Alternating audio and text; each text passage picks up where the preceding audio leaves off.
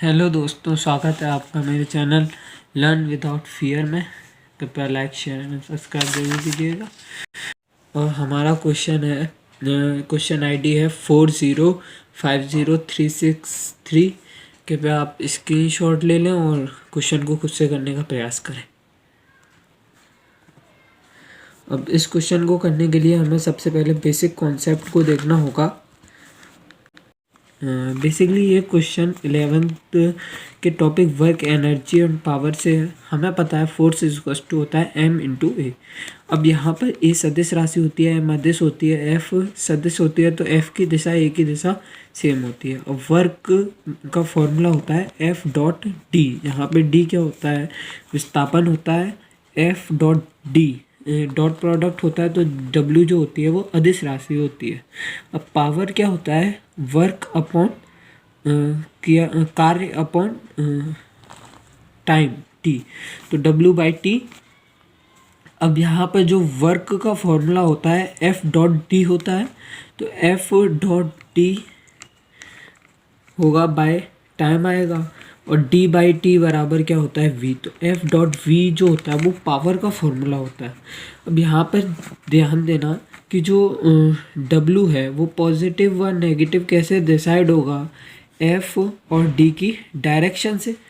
अगर F और D दोनों सेम डायरेक्शन में हैं तो ये जो होगा वो पॉजिटिव आएगा, और F और D की डायरेक्शन अगर विपरीत है तो ये नेगेटिव आएगा। इसी तरह पावर को अगर पॉजिटिव और नेगेटिव लेना है तो हमें फोर्स और वेलोसिटी देखनी पड़ती है।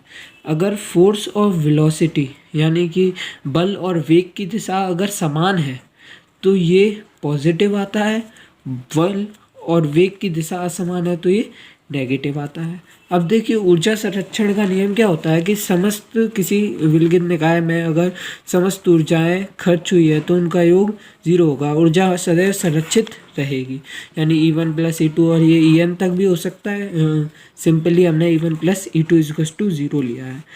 अब इसमें T का भाग दे देंगे तो E1 by T plus E2 by T. ऐसे पावर कंजर्वेशन भी हम लगा सकते हैं। अब इसमें ध्यान देगा कि जब भी हम ये ऊर्जा संरक्षण या पावर कंजर्वेशन लगाते हैं तो विद साइन यूज़ करते हैं। पहले उसका साइन देखते हैं, उस हिसाब से हम यूज़ करेंगे, जैसा कि मैं क्वेश्चन में बताऊँगा। यह हुआ है अधिकतम 2000 किलोग्राम की कुल भार क्षमता वाले एक एलिवेटर को 60 हॉर्स पावर वाला एक मोटर ऊपर की ओर उठाता है। यदि एलिवेटर पर लगने वाला घर्षण बल 4000 न्यूटन हो तो पूरी क्षमता से भरे हुए एलिवेटर की गति निम्न में से किसके निकटतम है? तो ये कोई मोटर रही होगी, यहाँ पे कोई पुली होगी, या फिर ये एलिवेटर है, ये मोटर की सहायता से इसे खींच रहा है, तो यहाँ पे कोई घर्षण बल लग रहा होगा। घर्षण बल के कारण भी एनर्जी वेस्ट होगी, मतलब जो शक्ति होगी जो कि वेस्ट होगी।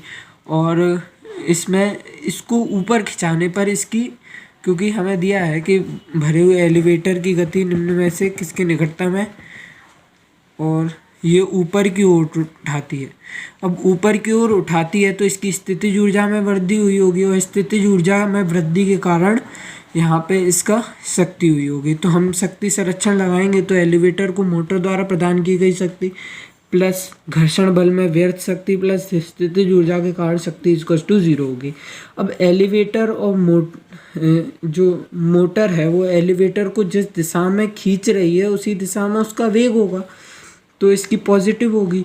और घर्षण बल बेसिकली इसे पीछे लगेगा और इसकी गति ऊपर होगी, तो इसका साइन जो होगा वो नेगेटिव होगा।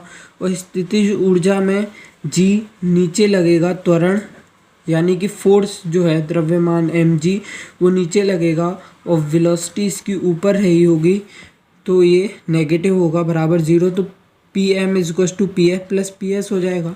अब यहाँ पे देखिए Pm बराबर होगा 60 हॉर्स पावर जो दिया हुआ है, फिर हम लगाएंगे फोर्स इंटू वेलोसिटी, किसका? फ्रिक्शन का। फ्रिक्शन मतलब घर्षण का फोर्स बल कितना है? 4000 न्यूटन, और उसका जो वेग है हमने v वेलोसिटी मान ली जो कि हमें निकालनी है, प्लस जो स्थितिज ऊर्जा है, स्थितिज ऊर्जा में mg फोर्स नीचे लग रहा होगा और वेलोसिटी v ऊपर होगी, तो m कितना है 2000 इंटू जी कितना है 10 इंटू v वेलोसिटी ऊपर होगी।